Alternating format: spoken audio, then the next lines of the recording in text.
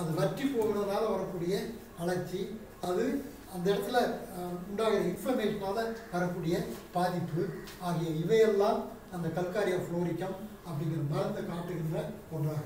நீர் வச்சு போனால் சவுண்ட் வருதுங்களா?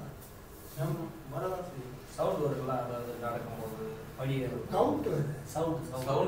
சவுண்டு வர்றது இருக்கும். ஆனால் சவுண்டு வராமலே வலி இருக்கும். சவுண்டு வர்றது அப்படிங்கிறது அந்த அட்ஜஸ்ட்மெண்ட்டு, கொஞ்சம் டாக்டர் சவுண்டு தான் நம்ம சரியாக போகும், அது வேறு. ஆனால் அந்த வலி இருக்கும். வளர்ச்சின்னு சொன்னால் இன்ஃபர்மேஷன் அங்கே வீங்கி இருக்கும், வீங்கிட்டு வலியோட இருக்கும். அந்த அதான்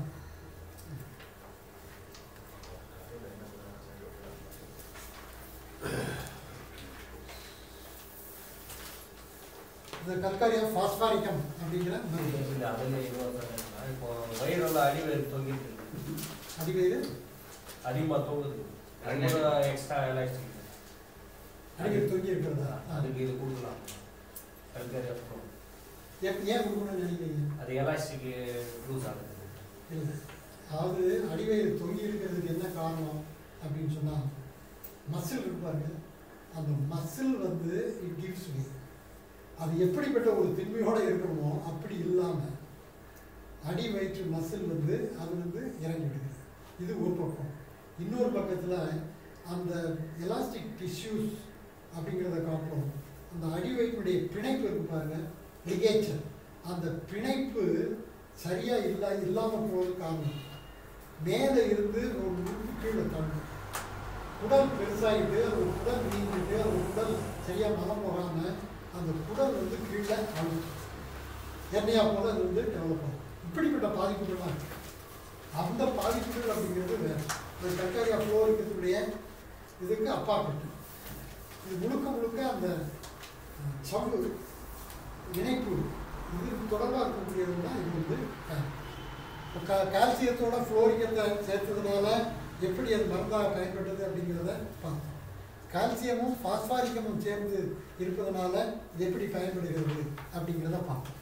இது எங்கே இருந்தது அப்படின்னு சொன்னால், கல்காரியா ஃப்ளோரிக்கம் வந்து எலும்பினுடைய மேலே இருக்கக்கூடிய சவ்வில் இருந்தது. இது எலும்புலேயே இருந்தது. எலும்பில் தலைமையான இடத்துல இருந்தது, தலைமையான தன்மையில் இது இருந்தது. எலும்பில் 57% 57 விழுக்காடு எது இருந்தது? கல்காரியா பாஸ்பாரிக்கம் மட்டும் இருந்தது. கல்காரியா பாஸ்பாரிக்கம் மட்டும் எலும்பில் 57 விழுக்காடு அது அமைந்திருந்தது. அந்த இடத்துல மட்டும் இல்லாமல் தசை, நரம்பு, இணைப்பு திரளை, குருதி அணுக்கள் எல்லாம் சிறிதளவு இந்த இடத்துல எல்லாம் இருந்தது. ஆக எலும்பு என்று சொல்லி வந்ததுன்னு சொன்னால், அது ப்ராப்பர் போன் அப்படின்னு சொல்லி வந்ததுனாக்கா கல்காரியா பாஸ்பாரிக்கம் அப்படிங்கிறதுடைய தேவை அங்கே இருக்கும்.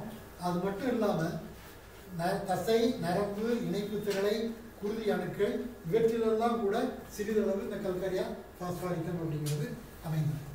அந்த இடத்துல வரக்கூடிய பாதிப்புகளுக்கு இது வந்து மருந்தாக பயன்படும். முதன்மையான அறிகுறிகள்: உடலின் ஊட்டப் பொருள்களும் சுண்ணாம்பு சத்தும் குறைபடுதல், பசலை, சோகை. இது எலும்பில் மட்டும் இல்லாமல் வெவ்வேறு இடங்கள்லேயும் இது இருக்கிறதுனால இது வந்து ஒரு பொதுவான டானி, பொதுவான ஒரு ஊட்ட மருந்து என்ற நிலையை வந்துடும். இந்த பசலை வேற, சோகை வேறு. பசலை அப்படிங்கிறது வந்து குளோரோசிஸ் அப்படின்னு சொல்லி சொல்லுவாங்க. சோகை அப்படிங்கிறத அனீமியா அப்படின்னு சொல்லி சொல்லுவாங்க. இந்த சோகை, பசலை அப்படிங்கிறத நம்ம வேறுபடுத்தி பார்க்கலாம். சில பேருக்கு பார்த்தீங்கன்னா கையில் அந்த பிளட் வெயின் தெரியும். பொதுவாக நிறம் இது இருக்காது. அந்த கல்காரியா பாஸ்பாரிக்கம் தேவைப்படுகிற பசலைத்தன்மை உடையவர்களுக்கு அது வந்து பச்சையாவோ அல்லது நீல நிறத்திலேயோ அந்த பிளட் வெயின்ஸ் அது வந்து பசலைத்தன்மை உடையது. சோகை அப்படிங்கிறது ரத்தத்தில் எவ்வளவு ஆர்பிசி இருக்கணுமோ அதை காட்டும் குறைவாக இருக்கக்கூடியது அனீமியா. இதான் ரெண்டுக்கும் வேறுபடும்.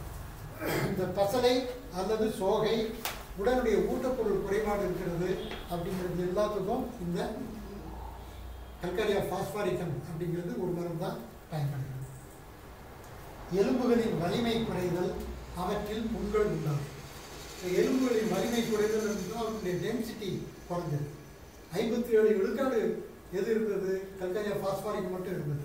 அதில் வலிமை குறைந்தது, அதில் புண் உண்டாகியது என்று சொன்னால் இந்த கல்காரியா பாஸ்பாரிக்கம் அப்படிங்கிறது பயன்படுது. இப்போ கல்காரியா ஃப்ளோரிகத்துலேயும் எலும்பு புண்ணு வந்தது, இதுலேயும் எலும்பு புண்ணு வந்தது.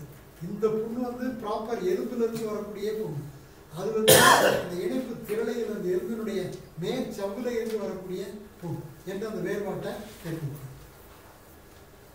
வாதத்துடன் கூடிய பக்கவாதம், ருமாட்டிசம் அண்ட் பேரலிசிஸ். அந்த பொதுவான ஒரு நரம்பு பாதிப்பு, அந்த நரம்பு பாதிப்பினுடைய தன்மையினால இந்த வாதத்துடன் கூடிய பக்கவாதம். அதாவது அந்த வாதத்துடன் கூடிய பக்கவாதம் அப்படிங்கிற ரெண்டுமே ஒரே ஒரு டிஷ்யூ மட்டும் பாதிக்கப்படுறதில்லை. நரம்பு டிஷ்யூ மட்டும் பாதிக்கப்பட்டது, எலும்பு மட்டும் பாதிக்கப்பட்டது, தசை மட்டும் பாதிக்கப்பட்டது அப்படிங்கிறது இல்லை. எல்லாமே சேர்ந்து பாதிக்கப்பட்டது. எல்லாமே சேர்ந்து பாதிக்கப்படுறதுனால தான் அந்த முழு பகுதியே விளங்காமல் இருக்கிறது. அதனால் அங்கே எலும்பு இருந்தது, அங்கே நரம்பு இருந்தது, அங்கே தசை இருந்தது, அவையெல்லாம் சேர்ந்து விளங்காமல் இருந்தன. பக்கவாதம் வந்தது, அல்லது பேரலைசிஸ்ன்னு சொல்லக்கூடிய அந்த பக்கவாதம் வந்து அது ருமாட்டிசம் வந்தது அப்படின்னு சொன்னால் அந்த காரணத்தினால இது வந்து மருந்தாக பயன்படுகிறது. பல் முளைக்கும் போது கால்கை வலிப்பு உண்டு. பல் முளைக்கும் போது சில குழந்தைகளுக்கெல்லாம் ஃபிட்ஸ் வரும், சில குழந்தைகளுக்கெல்லாம் காய்ச்சல் வரும், சில குழந்தைகளுக்கெல்லாம் வயிற்றாலம் வரும். இதெல்லாம் பார்க்க முடியும். அந்த இது வரும்போது ஒன்று எலும்பு, அந்த எலும்பு முளைக்கும் போது வரக்கூடிய பாதிப்பு அப்படிங்கிறது ஒன்று. இன்னொன்று என்ன அப்படின்னு சொன்னால் அதோடு சேர்ந்து இருக்கக்கூடிய நரம்பு பாதிப்பு.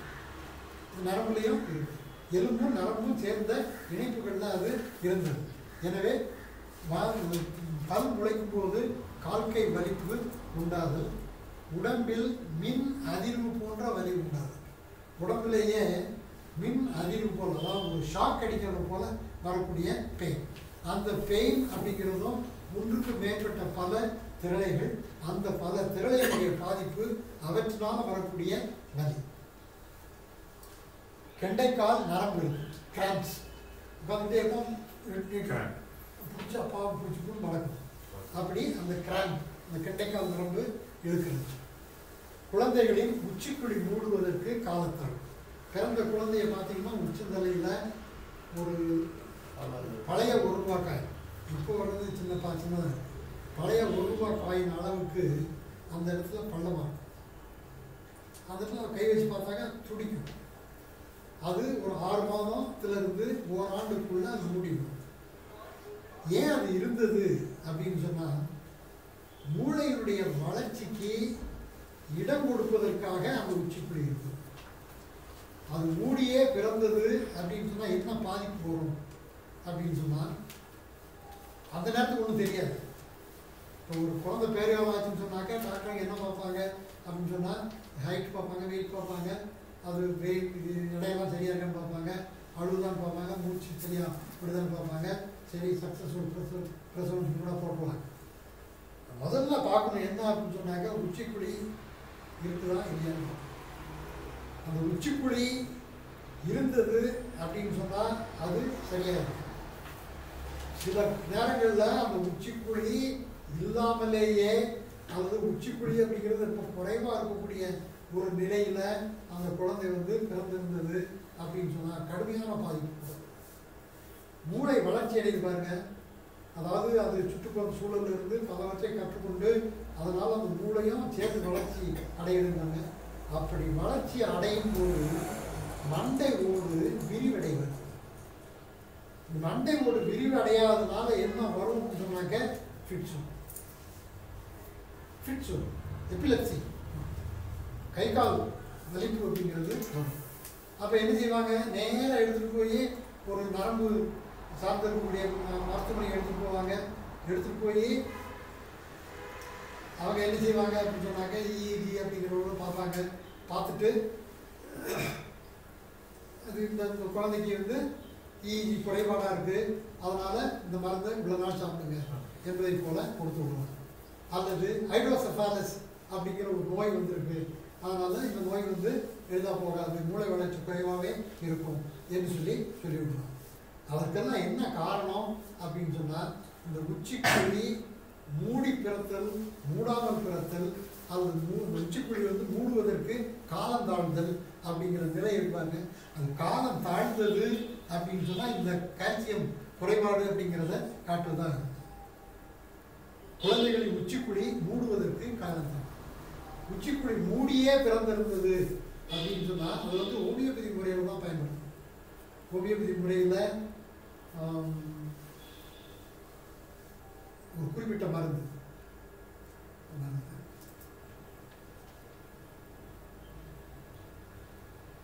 சைலீசியாவை போல இருக்கக்கூடிய ஒரு மருந்து டக்குனு வந்து நம்ம அந்த மருந்து வந்து அதற்குரிய ஒரு மருந்து தான் பயன்படுது.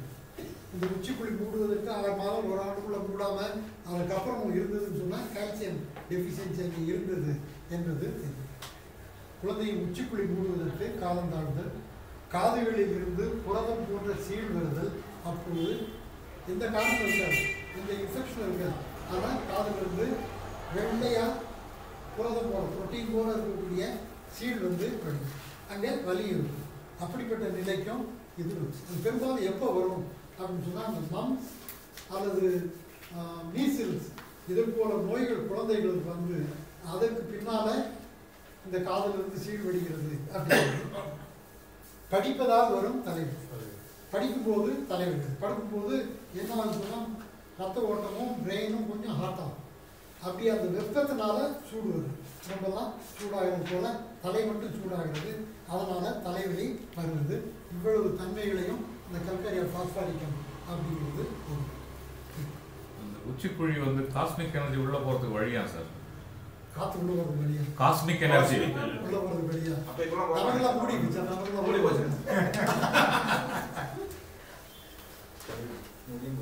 சரிங்க எல்லாத்துக்கும் வழி இருக்கு ஐயா, அது எல்லாத்துக்கும் வழி. சரி ஆமாம் அதான் சரி. இந்த கல்கரியா சல்ஃபூரிக்கம் அப்படிங்கிறது எங்கே இருந்தது பெரும்பாலும் அப்படிங்கிறது தோலில் இருந்தது. இந்த தோலில் வரக்கூடிய பாதிப்புகளுக்கு அது பயன்படுகிற ஒன்றாக இருக்கும். ஏனைய 2 கால்சியம் மருந்துகளை காட்டிலும் இது குறைவான பயன்பாட்டை உண்டு. கிறிஸ்லர் வந்து 12 மருந்துகளில் கடைசியில் ஒரு 2 மருந்தை வந்து ரொம்ப குறைவாக பயன்படுத்தி அதை வந்து விட்டுட்டார். அவ்வாறு விடப்பட்ட மருந்துகளில் இந்த கல்கரியா சல்ஃபூரிக்கம் ஒன்று, காலி சல்ஃபூரிக்கம் அப்படிங்கிறதும் ஒன்று. ஏன்னா அது 2ம் குறைவான பயன்பாட்டை உடையது, அடிக்கடி நிறையா தேவைப்படாது. இது மட்டும் போதாமல் இன்னும் மருந்துகளும் தேவைப்படுவதாக இருந்தது. அதனால் இதனுடைய பயன்பாடு குறைவு என்று சொல்லி கடைசியில் அவர் வந்து அந்த 2 மருந்துகளை விட்டு மற்ற 10 மருந்துகளை தான் அவர் வந்து பயன்படுத்தார். எங்கே இருந்ததுன்னா தோலில் தலைமையாக இருந்த ஒரு இடம். இதனுடைய முதன்மையான அறிகுறிகள் என்ன அப்படின்னு சொன்னாங்க, நீண்ட காலமாக உள்ள சீழ்கட்டிய பொங்கல், தோலில் இருந்து மாறாமல் நீண்ட காலமாக இருக்கக்கூடிய சீழ்கட்டிய பொங்கல், அதாவது அப்சஸ். இந்த அப்சஸ் அப்படிங்கிறது மட்டும் இல்லாமல் அதுலேருந்து வரக்கூடிய சீழ் இருப்பாருங்க, அந்த சீழ் வந்து எப்படி இருக்கும் அப்படிங்கிறது தெரியும். அந்த சீழ் அப்படி இருந்தது அப்படின்னு சொன்னால் அதற்கு இந்த மருந்து வந்து பயன்படும். நீண்ட காலமாக உள்ள சீழ்கட்டிய புண்கள், அவற்றில் கெட்டியாகவும் மஞ்சள் நிறத்திலும் உள்ள சீழ். பின்னால் வந்து அந்த கழிவுகள் அப்படிங்கிறத பார்ப்போம். இங்கே நம்ம வந்து இணைவு தொடர்படுத்தி பார்க்கணும். இதுலேருந்து வரக்கூடிய சீழ் எப்படி இருக்கும்னு சொன்னால் மஞ்சளாக இருக்கும் ஒன்று, கெட்டியாக திக்காக இருந்து மஞ்சள் நிறத்தில் இருந்தது அப்படின்னு சொன்னால் அது வந்து கல்கரியா சல்ஃபூரிக்கம் என்ற மருந்து தேவைப்படுவது என்பதை காட்டும். காதுகளில் இருந்தும் கெட்டியாகவும் மஞ்சளாகவும் உள்ள சீழ் அப்போது காதுகள். காதுலேருந்து என்ன இருந்தது, புரதம் போல வந்தால் ஒரு மருந்து, மஞ்சளா கெட்டியா வந்தது அப்படின்னு சொன்னால் வேற ஒரு மருந்து, அது இந்த மருந்து. அப்போது காதுகளா புரதம் போல வரும்போது அங்கே என்ன தொந்தரவு இருக்குது அப்படின்னு சொன்னால் வலி இருந்தது. மஞ்சளா கெட்டியா வரும்போது அங்கே என்ன இருந்ததுன்னு சொன்னால் காது கேட்குறது. இந்த 2 வேறுபாடு அப்படிங்கிறது நமக்கு தெரியாது. இளைஞர்களுக்கு உண்டாகும் முகப்பருக்கள், பெண்களுக்கு மாதவிடாய் தொடக்க நிலையில் உண்டாகும் பருக்கள், தோல் டிஷ்யூவில் இருந்தது, இந்த தோல் திரளைகள் இருந்தது அப்படிங்கிறதுனால தோலில் வரக்கூடிய பாதிப்புகளாகிய அந்த பருக்கள் அப்படிங்கிறது. பல்லின் வேரிலும் ஈறுகளிலும் புண்கள் உண்டாகும். இதையும் தாண்டி பல்லினுடைய வேர் இருப்பாங்க, அந்த வேர், அதுக்கப்புறம் ஈறு, கம் அல்சர், கம்மில் வந்து டியூமர் வரும், கம்மில் டியூமர் வர்றது, பல்லினுடைய வேரில் இருந்து புண்கள் வர்றது, இதற்கெல்லாம் இந்த கல்காரியா சல்ஃபியூரிக்கம் அப்படிங்கிறது மருந்தாக பயன்படுது. சரி,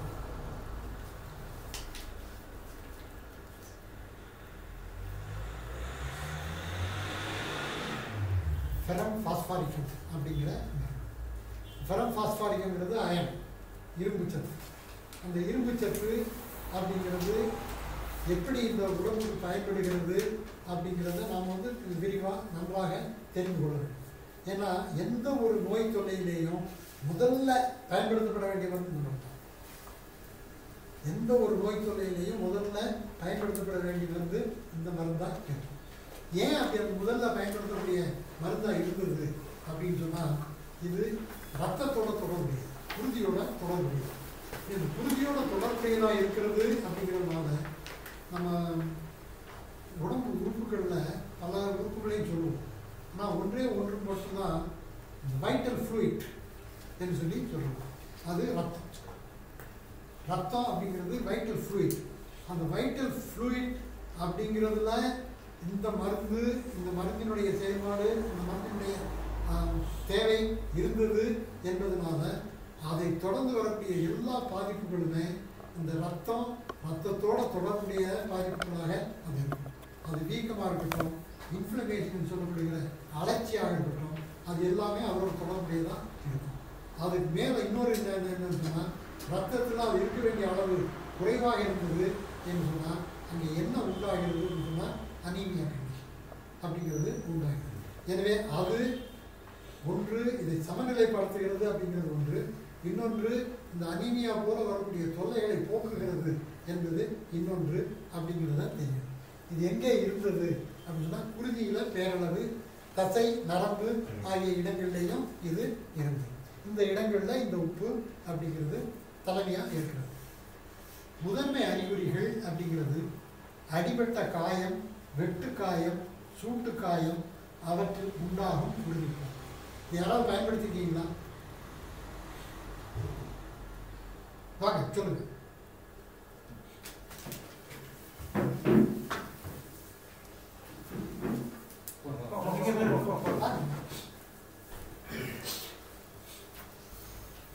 இது ரெண்டு இடத்துல நான் யூஸ் பண்ணியிருக்கிறேன். ஒன் வந்து தம்பியோட டாக்டருக்கு எப்பவுமே நோஸ் ப்ளீட் ஆகும். நோஸ் ப்ளீட் ஆகுறதுனால அவங்களுக்கு என்ன பண்ணுறதுன்னு தெரில. அப்போ ஃபோன் பண்ணி கேட்டதுனால FP கொடுக்க சொல்லியிருந்தேன். ஸோ அது கொடுத்துட்டு அப்புறம் வாரத்தில் ஒரு வாட்டி கொடுக்க சொன்னேன். அதுக்கப்புறம் கண்டினியூஸாக ஸ்டாப்பே ஆகிடுச்சு, வரல. அந்த செகண்ட் வந்து ஆடும்போது இதில் ஸ்கின்ல கட் ஆகிட்டு இதாகிட்டு இருந்துச்சு. அது வூண்டு ஆறாத இருக்கிறதுனால அது பவுடர் பண்ணி அது மேலே போட சொல்லியிருந்தேன். ஸோ அதனால இமீடியட்டாக அது வூண்டு கிளியர் ஆகிடுச்சு. இல்லை, இதே அடிபட்ட காயங்களுக்கு பல முறை பல நேரங்களில் இதை பயன்படுத்தி நம்ம வீட்டு மட்டும் இல்லை, அக்கம் பக்கத்து வீடுகளுக்கும் கொடுத்தாங்க. அடிபட்ட காயம் அப்படிங்கிறது மட்டும் இல்லாமல் அங்கே வந்து ரத்தம் போகும். அந்த ரத்தம் போகும்போது என்ன உணர்ச்சி இருக்கும் அப்படிங்கிறது நமக்கு தெரியும். எரியும், மன்னிக்க முடியாது, சுற்றி வீக்கம் இருக்கும். எப்படிப்பட்ட இதெல்லாம் இருக்கோ அதெல்லாம் சேர்த்து வீக்கம். அந்த இடங்கள்ல அதெல்லாம் இருக்கும். அந்த இடத்துல அந்த அடிபட்ட காயத்துக்கு இது வந்து எப்படி அந்த நேரத்தில் அது ஒரு அருமையான மருந்தாக பயன்படுகிறது அப்படிங்கிறத நாம் வந்து பட்டறிந்து பார்த்தா தான் சத்தம்.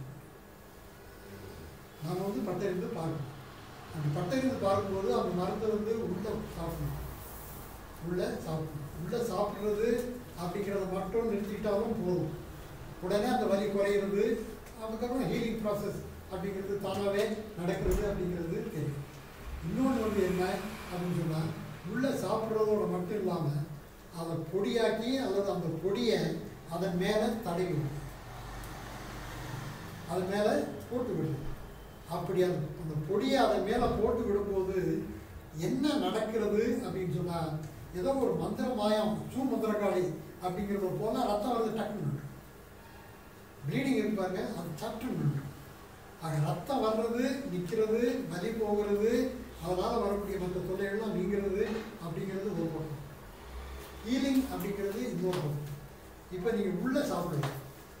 உள்ளே சாப்பிடாம வெளியில் இந்த ஆழமாக இருக்கக்கூடிய காயம், ஆழமாக இருக்கக்கூடிய காயத்தில் வெளியில் மட்டும் போட்டீங்க அப்படின்னா அது செய்யக்கூடாது. இப்போ என்ன ஆகும் அப்படின்னு சொன்னால், இந்த வெளியில் பொடியை மட்டும் போட்டதுக்கப்புறம் அது அந்த பிளவுபட்ட இடத்தை கூட்டி தைத்ததை போல தைத்து விடும்.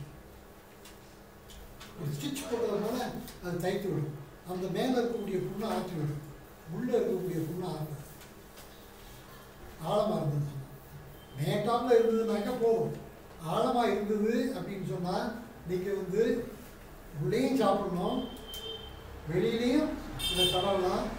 அதுக்கப்புறம் இது இன்னும் ரொம்ப ஆழமாக இருந்தது, தசை அளவுக்கு போயிருந்தது அப்படின்னு சொன்னால் தசையில் இருக்கக்கூடிய ஒரு மருந்து பின்னால் பார்க்க போகும். அந்த மருந்தையும் நம்ம சாப்பிடணும், அந்த மருந்தையும் நாம் உட்கொள்ள வேண்டும். ஏன்னா அந்த எச்சரிக்கை குறிப்பு நமக்கு தெரியணும். அடிபட்ட காயம், வெட்டு காயம், சூட்டு காயம், இது எல்லாத்துக்குமே அந்த மருந்து பயன்படும். சூட்டு காயத்துக்கு ரத்தம் இல்லாமலே பயன்படுத்தலாம், ரத்தப்போக்கு இல்லாமலே பயன்படுத்தலாம். ஏன்னு சொன்னால் எங்கெங்கே ஹீட், எங்கெங்கே பேர்னிங், எங்கெங்கே சிவப்பாக இருக்கிறோம், ரத்தம் எப்படி இருக்கும்? சிவப்பாக இருக்கிற காயத்துக்கெல்லாம் இது.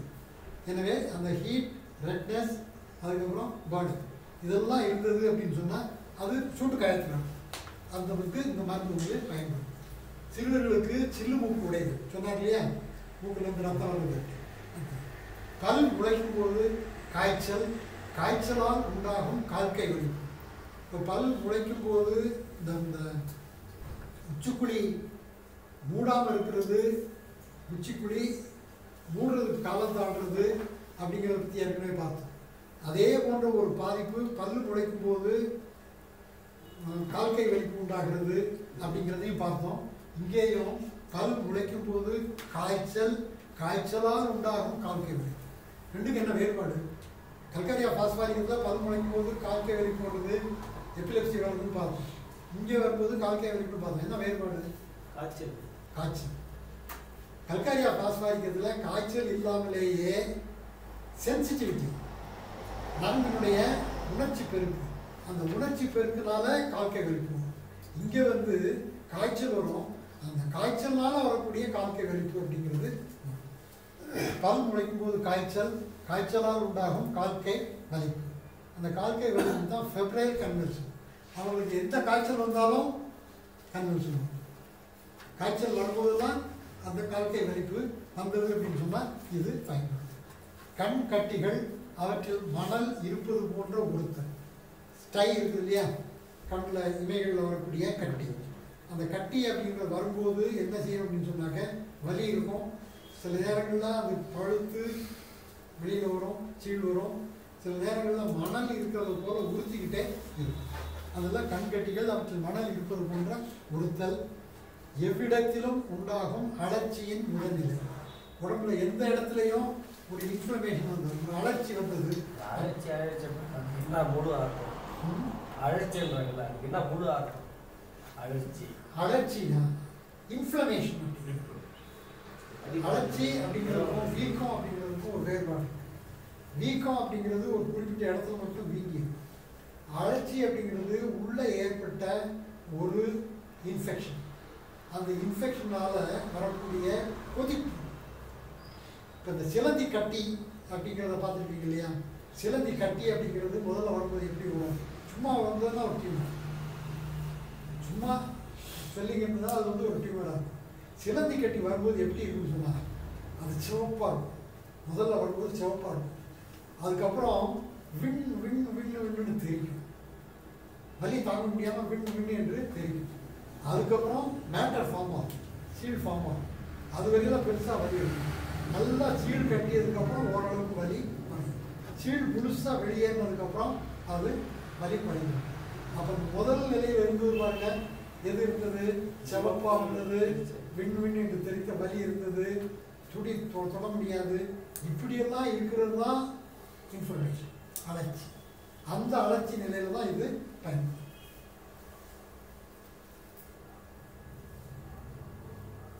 எவ்விடத்திலும் உண்டாகும் அழற்சியின் முதல் நிலை பாதிக்கப்பட்ட இடம் சிவந்தும் வீங்கியும் காணப்படுதல், அப்போது உண்டாகும் காய்ச்சல். எந்த இடத்துல பாதிக்கப்படுதோ அங்கே என்ன இருக்கும்? சிவப்பாக இருக்கும், வீங்கி இருக்கும், வலி இருக்கும். அதனால காய்ச்சல் வரும். இப்போ கீழே விழுந்து இல்லை அடிபட்டு அந்த குழந்தைய வந்து கவனிக்கலாம் அப்படின்னா ராத்திரி கூட காய்ச்சல் வருமா இல்லையா? காய்ச்சல் வரும். அப்படி எந்த காரணத்தினாலையும் அடிபட்டதுனால சிவந்து வீங்கி அலைச்சி உண்டாகி அதனால் வரக்கூடிய காய்ச்சல். அதுக்கப்புறம் சோகையை பற்றி ஏற்கனவே சொல்லியிருக்கேன். இந்த ஆர்பிசி அது வந்து குறைவாக இருக்குது, 10க்கும் குறைவாக இருக்குது. இப்படி 10க்கும் குறைவாக இருக்கிற அந்த சோகை நிலையில், அனிமிக் நிலையில் இது வந்து தொடர்ந்து கொடுக்கணும், விட்டு விட்டு விட்டு தொடர்ந்து கொடுக்கணும். இப்படி தொடர்ந்து கொடுக்கும்போது அது வந்து செயல்படுத்தக்கூடிய ஒரு மருந்தாக இது அமைந்தது.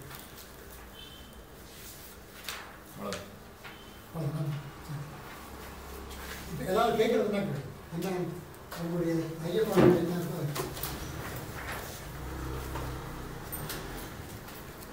இது இந்த அனிமிக் சொன்னீங்களா சார்? எவ்வளோ நாளைக்கு சார் அதை எடுக்கணும்? என்ன லிமிட் இருக்குதுங்களா? Time limit? 1 month 2 month எடுக்கணும்? மருந்தின் கால அளவு. மருந்து எவ்வளோ நாளைக்கு சாப்பிடணும் ரத்த சோகை? பிளட் வந்து டிஃப்ரென்ஷியல் கவுண்ட்ஸ் அப்படின்னு சொல்லி பார்த்தாங்க. பார்த்துட்டு வந்து அனீமியா இருக்குது, ஆர்பிசி அப்படிங்கிறது குறைவாக இருக்குது, மற்றதெல்லாம் சரியாக இருக்குது அப்படின்னு சொன்னால் இந்த மருந்தை வந்து பயன்படுத்தலாம். எவ்வளோ நாளைக்கு சாப்பிடணும் அப்படிங்கிறது அந்த கண்டிஷன் அப்படிங்கிறது மாறுற வரைக்கும் சாப்பிடணும். ஏற்கனவே அது எப்படி சாப்பிடணும் அப்படிங்கிறத இது வந்து ஒரு க்ரானிக் கண்டிஷன் அப்படின்னு சொல்லி எடுத்துருக்கோம். அக்யூட் கண்டிஷனுக்கு 3 நாள் 4 நாள் 5 நாள் மருந்து சாப்பிட்டா போகும். க்ரானிக் கண்டிஷனுக்கு பல வாரம் ஒரு சில மாதங்கள் சாப்பிடணும் அப்படிங்கிறது நமக்கு தெரியும். இப்போ இந்த ஒரு க்ரானிக் கண்டிஷன் அப்படின்னு சொல்லி எடுத்துக்கிட்டு ஒரு வாரத்துக்கு சாப்பிட்றது, ஒரு வாரத்துக்கு விட்டுறது, திரும்ப ஒரு வாரத்துக்கு சாப்பிட்றது, அதுக்கப்புறம் ஒரு 3-4 வாரம் சாப்பிட்றதுக்கப்புறம் திரும்ப நமக்கு தெரியாது. சில உடம்பு தொந்தைகள் தான் தெரியும், அப்படி இல்லைன்னு சொன்னால் தெரியாது. என்ன செய்யணும்? திரும்ப டிஃப்ரென்ஷியல் கவுண்ட்ஸ் எடுத்து பார்க்கணும். எந்த 8 இருந்துச்சு 9 இருந்துச்சு அப்படின்னு சொன்னால் அது ஒரு மாதம் சாப்பிட்டதுக்கப்புறம் விட்டு விட்டு சாப்பிட்டதுக்கப்புறம் என்ன 10 இருக்குது அப்படின்னு சொன்னால் இன்னும் தேவைப்படுது. என்ன செய்யணும்? இன்னும் கொஞ்சம் நாளைக்கு விட்டு விட்டு விட்டு சாப்பிடணும். 11 அதுக்கு மேலே வந்துட்டுன்னு சொன்னால் இப்படி அது எந்த அளவுக்கு அது முன்னேற்றம் வருகிறதோ அது தெரிந்து கொண்டே அதுக்கு தகுந்தாற் போல சாப்பிடணும். இல்லை சார், இப்போ இம்ப்ரூவ்மெண்ட் இருக்குன்னா நிறுத்திடலாம். ஆமாம், அதான் சொல்லுவோம். சரியான அளவு வந்தோடனே நிறுத்தி ஒரு வாரம் சரியான அளவு வந்தோடனே நிறுத்தி திரும்ப அந்த மாதிரி வெளியே வீக்கமோ அந்த ப்ராப்ளம் ஆரம்பிச்சாங்கன்னா பொதுவாக எப்போ நம்ம வந்து அதை பார்ப்போம் அப்படின்னா அதோட தொடர்புடைய சில தொல்லைகள் இருக்கும். இந்த டயர்டாக இருக்கிறது, சோர்வாக இருக்கிறது, மந்தமாக இருக்கிறது, ஒன்றும் செய்ய முடியாமல் இருக்கிறது, இப்படியெல்லாம் இருக்கும். இப்படிலாம் இருக்கும்போது தான் நம்ம வந்து சப்போர்ட்டிவ் மெடிசன் மாதிரி கொடுக்கலாம், தாராளமாக கொடுக்கலாம். உணவு முறைகள் ஏதாவது மாற்றங்கள் செய்யணும். கண்டிப்பாக உணவு முறை, வாழ்க்கை முறை அப்படிங்கிறது மருத்துவத்தை காட்டிலும் தேவைப்படுகிறது. மருத்துவங்கிறது அடுத்த செகண்டரி தான். உணவு முறையும் வாழ்க்கை முறையும் முதன்மையாக கடைபிடிக்க வேண்டிய இல்லை, உடலை பொறுத்தளவுக்கு தானாகவே குணப்படுத்திக்கிற ஒரு முறை இருக்குன்னு சொல்லி கேள்விப்படுது சார். பெரும்பாலும் இந்த மாதிரி மெடிசின்ஸ் எதுவும் தேவையில்லை, பொறுமையாக இருந்தால் போதும், அது பசிச்சா சாப்பிட்றது, தூக்கம் வந்தால் தூங்கிடுது, அந்த மாதிரி அதோட இயல்பாக அது கூடவே அனுசரித்து போனாலே சரியாயிடும் அப்படின்னு வரும்போது அப்போ இந்த மாதிரி மெட்டபாலிசம் ஆட்டோமேட்டிக்காக ரெடி ஆகிடுமா? இப்படி இல்லை, இது என்ன மாதிரி சப்போர்ட் பண்ணுது? அது கூட சப்போர்ட் பண்ணுவோம். அதாவது நாம் கேட்கிற ஆழமான ஒரு கேள்வி. நம்ம உடம்புடைய பாடி மெக்கானிசமே அதற்கு வரக்கூடிய பாதிப்புகளை சரிப்படுத்தி கொள்ளும். அதற்கு நாம் வந்து உறுதுணையாக இருந்தால் போதும். அதான் சொல்லுங்கள், உறுதுணையாக இருந்தால் போதும். அதாவது ஓய்வில் இருக்கிறது, பலமான சாப்பாடு சாப்பிடுறது, ரொம்ப ஆரோக்கியமாக இருக்கிறது, இது போல இருந்தால் தானாகவே சரியாகும் அப்படிங்கிறது சொல்லுங்கள். இது ஓரளவுக்கு சரியானது. அதாவது வாழ்க்கையினுடைய சில நிலைப்பாடுகள், உணர்ச்சியினுடைய சில பாதிப்புகள், வாழ்க்கைக்கு ஒழுங்குமுறையில் இருக்கக்கூடிய சில பிழைபாடுகள், இப்படியெல்லாம் வரும்போது அந்த வரக்கூடிய பாதிப்புகள் இருந்தாங்க, நீங்கள் சொன்ன பாதிப்புகள் இருந்தாங்க, இப்படி அந்த பாதிப்புகள் வந்தன அப்படின்னு சொன்னால் அப்போ வந்து நாம் வந்து அமைதியாக இருக்கிறதுக்கும், ஓய்வாக இருக்கிறதுக்கும், உணவு முறையை ஒழுங்குபடுத்திக் கொள்வதற்கும் தானாகவே தம்மை தாமே சரிப்படுத்திக் கொள்வதற்கும் அது போதுமானதாக இருக்கும். ஆனால் எல்லா நேரங்கள்லையும் அப்படி சரிப்படுத்திக் கொள்ள முடியாது. ஆழமான தொற்று அப்படிங்கிற கடுநோய் பாதிப்புகள் வந்தன அப்படின்னு சொன்னால் என்று சொன்னார். அதில் 2 விளைவுகள் இருக்கும். மருந்தை சாப்பிடல, சில இந்த சமய சார்ந்தவர்கள்லாம் மருந்தை சாப்பிட மாட்டாங்க. இந்த கிறிஸ்தவ பெந்தைகோஸ்தல் இதெல்லாம் சாப்பிடணும், டாக்டர்டே போக மாட்டாங்க, மருந்தை சாப்பிடக்கூடாது அப்படிங்கிறது அவங்களுடைய கற்பிப்பாக இருக்கும். அதனால் என்னதான் டைஃபாய்டு காய்ச்சல் வந்தாலும் சரி, ஸ்வைன் ஃப்ளூ வந்தாலும் சரி, எது வந்தாலும் சரி, மருந்தை சாப்பிட மாட்டோம் அப்படின்னு சொல்லிட்டு இருப்பாங்க. அப்படி இருக்கும்போது என்ன நடக்கும் அப்படின்னு சொன்னால் 2 காரியம் நடக்கும். ஒரு காரியம் என்ன அப்படின்னு சொன்னால், நீங்கள் சொல்கிறது போல் இந்த உடம்பினுடைய அமைப்பு, இந்த உடம்பினுடைய வைட்டல் ஃபோர்ஸ் இதுவே அந்த துன்பத்தை சகித்து தானாகவே சரியாகி கொள்வது அப்படிங்கிறது இருக்கும். இன்னொரு நிலை என்ன இருக்கும் அப்படின்னு சொன்னால், அவர் போயிடுவார்.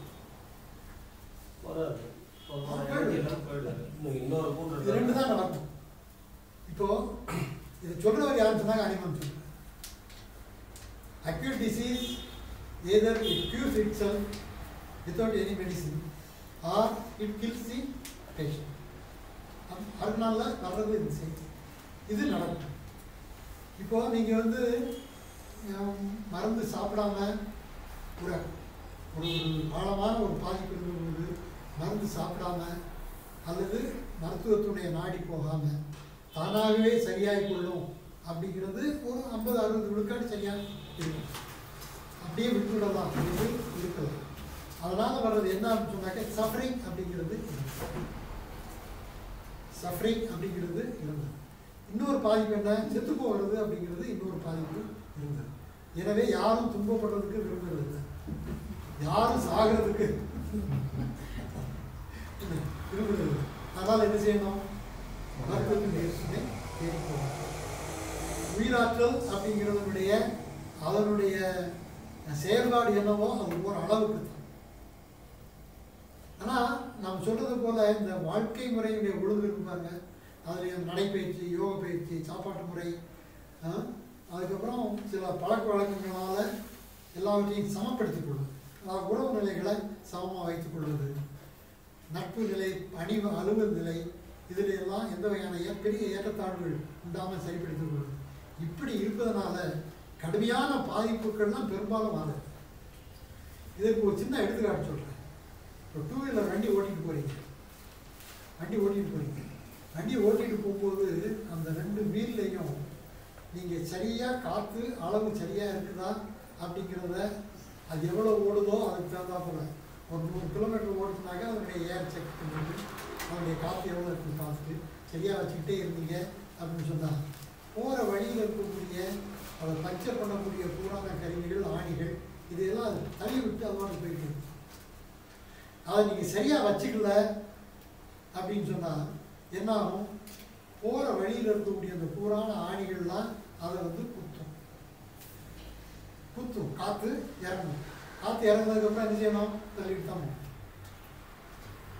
தான் போகணும். ஒரு மெக்கானிக்கிட்ட போய் அதை சரி பண்ணி தான் ஆகணும். இதை நம்ம வாழ்க்கையில் கண்கூட பார்க்கிறோம்.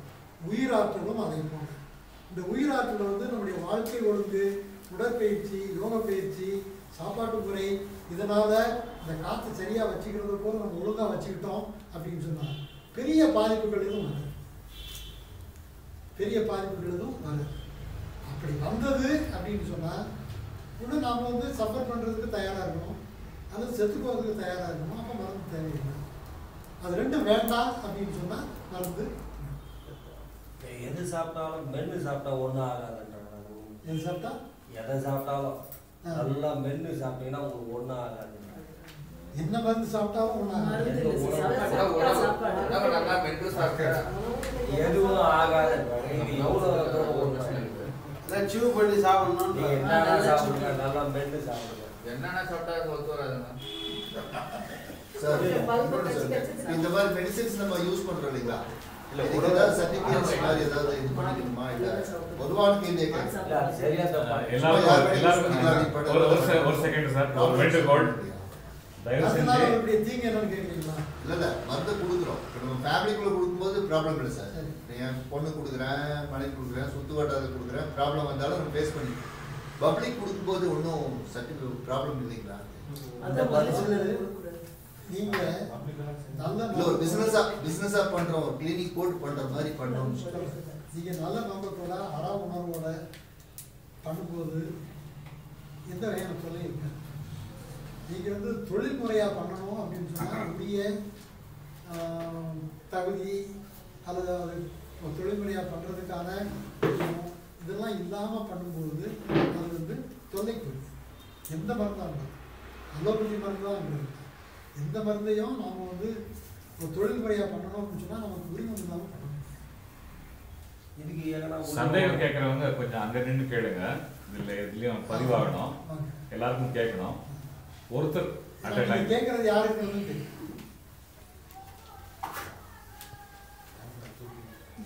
பார்த்தீங்கன்னா ஏலர் பாஸ்கர்லேருந்து நிறைய பேர் வராங்க. நல்லா ஃபினிஷிங்கில், அதாவது நிறைய தகவலை சொல்கிறாங்க. காலையிலேருந்து ஈவினிங் வரணும். கடைசியில் சொல்கிற தீர்வு இதுக்கு, கடைசியில் சொல்கிறேன் என்ன சொல்ல வராங்கன்னா, உணவை டிவி பார்க்காம சாப்பிடு, நல்லா மென்று சாப்பிடு, எதை வேணால் சாப்பிடு, உனக்கு ஒன்றும் ஆகாது அப்படின்னு சொல்கிறாங்க. இது சரியா தப்பான்றது எனக்கு, ஆனால் அதில் எனக்கு உடன்பாடு இல்லை. ஏன் அப்படின்னா ஒவ்வொரு உணவுக்கும் ஒரு குணம்னு ஒன்று இருக்குது.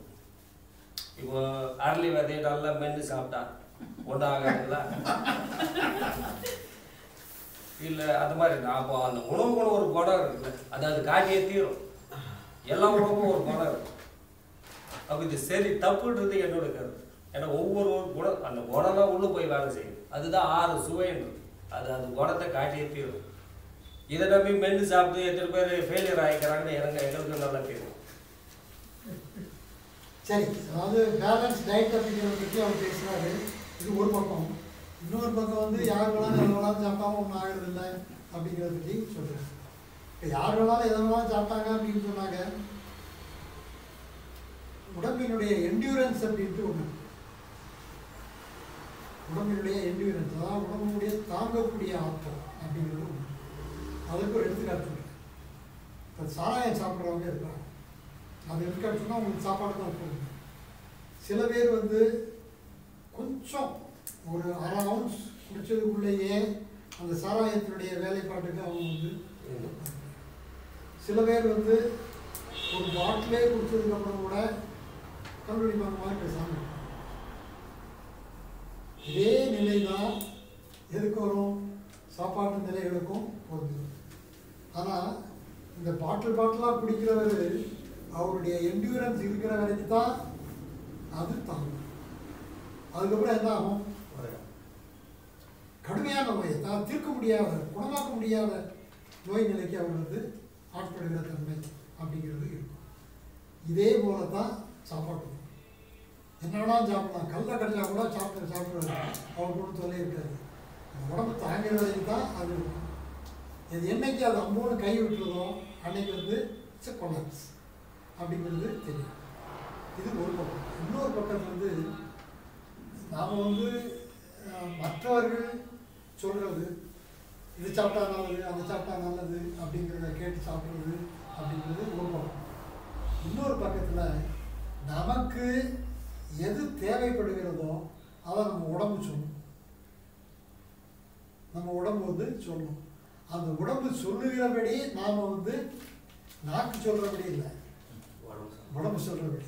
அந்த உடம்பு சொல்கிறபடி நாம் வந்து அந்த சாப்பாடுகளை அளவாக, அது மட்டும் இல்லாமல் எதுவாக இருந்தாலும் அளவோடு, எதுவாக இருந்தாலும் அளவோடு இருக்கிறது அப்படிங்கிறது சரி. ஏன்னா நோய்த்தன்மை அப்படிங்கிறது என்ன ஆயிடுச்சுனாக்க, கண்ட மேனைக்கு இனிப்பு சாப்பிடணும் அப்படிங்கிறது இட்ஸ் சிக்னஸ். இனிப்பு சாப்பிட்றதுக்கு ஆசை இருக்கிறது அப்படிங்கிறது சிக்னஸ்.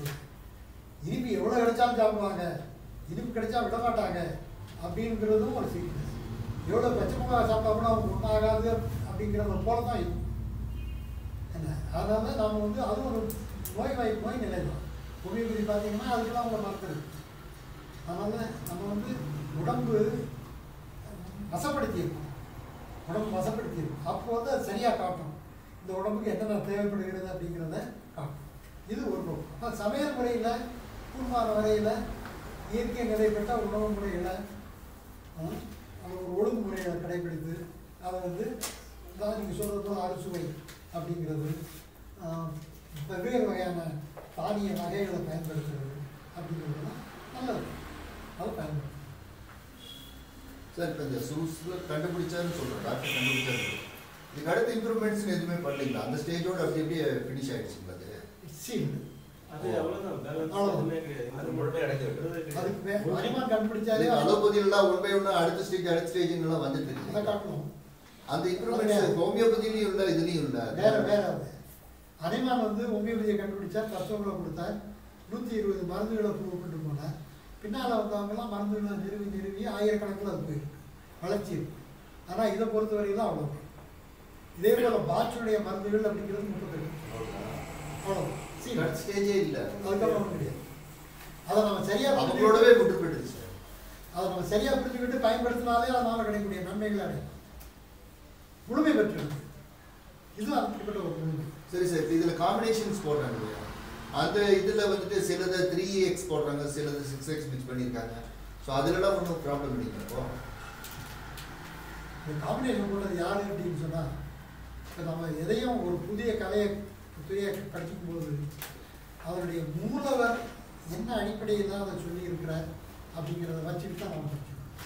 அவர் வந்து எப்படி இந்த மூலவர் சுஷ்லர் வந்து ஏன் இந்த மருத்துவ முறை உருவாக்கினார் அப்படின்னு சொன்னால், சுட்டெரித்த சாம்பல், இந்த சாம்பலில் என்ன இருக்கிறது, அந்த பொருளுக்கும் அந்த இனார்கானிக் சால்ட்டுக்கும் இந்த டிஷ்யூக்கும் என்ன கனெக்ஷன் இருக்குது அப்படிங்கிறத வச்சுக்கிட்டு தான் அவர் வந்து அதை உருவாக்கணும். அது ஒரு ஃபிலாசபிக்கல், அதனுடைய ஃபிலாசபி. அந்த ஃபிலாசபியை நம்ம பின்பற்றி போகிறது தான் செப்பமானதாக இருக்கும். இப்போ இந்த காம்பினேஷன் போட்டவங்க யார் அப்படின்னு சொன்னாக்கா மருந்து கம்பெனிக்காரங்க. அவங்க வந்து 28 காம்பினேஷனாக போட்டாங்க. 28 காம்பினேஷனை போட்டு அவங்க வந்து இந்த இதுக்கெல்லாம் இது அனீமியா அப்படின்னு சொன்னாங்க, ஃபெரம் ஃபாஸ் அதோட சேர்ந்து கல்காரியா ஃபாஸ் 5 ஃபாஸ் அப்படின்னு சொல்லி போட்டு கொடுப்பாங்க. இது கொடுக்குறது இப்போ இது வந்து சரியான முறையாக அமைந்திருக்காது. அது மனிதனுடைய சோம்பேறித்தனம் ஒன்று, 2 மூலவரை பின்பற்றாமல் இருக்கிறது ஒன்று. இப்போ இதனால் முழு விளைச்சலை பார்க்க முடியாது. பல நேரங்களில் வெற்றியாக இருக்கும், சில நேரங்களில் தோல்வியாக இருக்கும். தேவையில்லாமல் எந்த மருந்தும் சாப்பிட வேண்டியது, தேவையில்லாமல் எந்த மருந்தும் சாப்பிட வேண்டியது. அதனால் இதை சரியாக புரிஞ்சுக்கிட்டு தேவையான மருந்தை தேவையான அளவுக்கு சாப்பிட்றது தான் சரியாக. காம்பினேஷன் வேணும்னா இன்னொன்று சேர்த்தி கொடுக்குற மாதிரி இப்போ நீங்கள் சொன்ன மாதிரி இது தோல்னு வந்தால் தோலுக்கு இது ரத்தம்னா ரத்தத்துக்குள்ள பேஸ் சேருவோம், அதை சேர்த்து வேணால் கொடுத்துக்கலாம், அந்த மாதிரி பண்ணிக்கலாம்.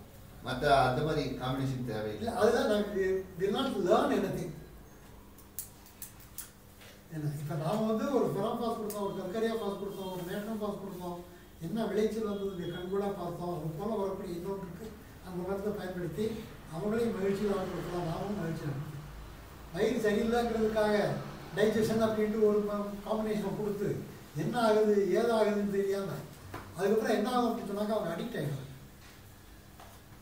அதை கைவசம் வாங்கி வச்சுக்கிட்டு சாப்பாடு சாப்பிட்டு அதுக்கப்புறம் இதை ஒரு டோஸ் போடும். எது மருத்துவம் இல்லை, அது மருத்துவம். அதனால் மருந்தாக தான் பயன்படும். ஏன் இந்த 12 மருந்து மேலே வரலன்றதுக்கும் ஒரு படிச்ச செய்தியிலே இருக்கு. இல்லை படம் வரணும் வாங்க, கேள்வி கேட்டால் தான் பாடம்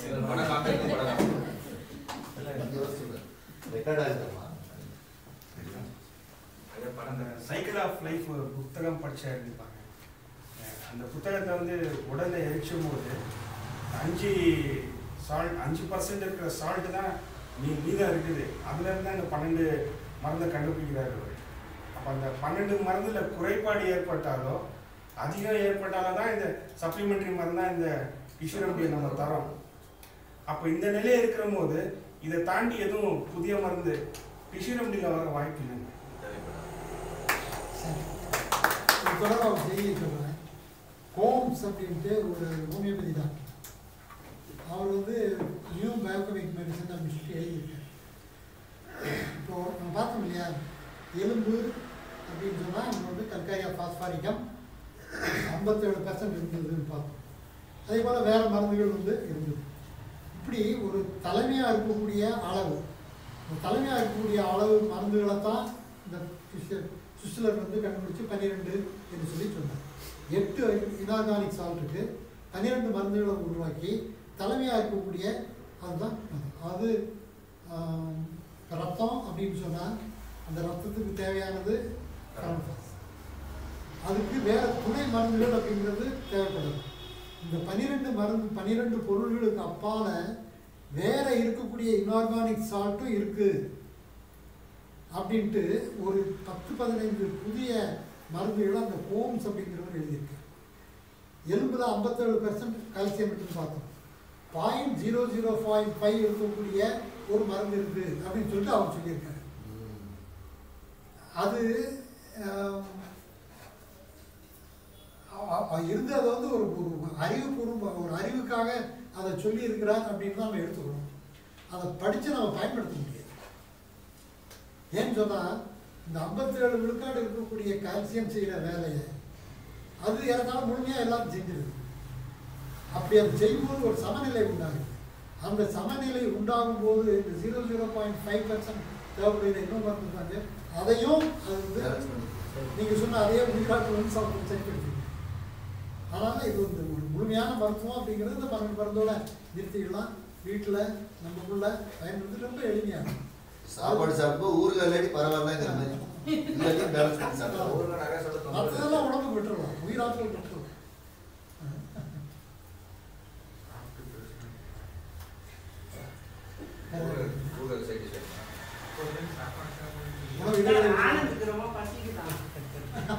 உணவு இடைவெளி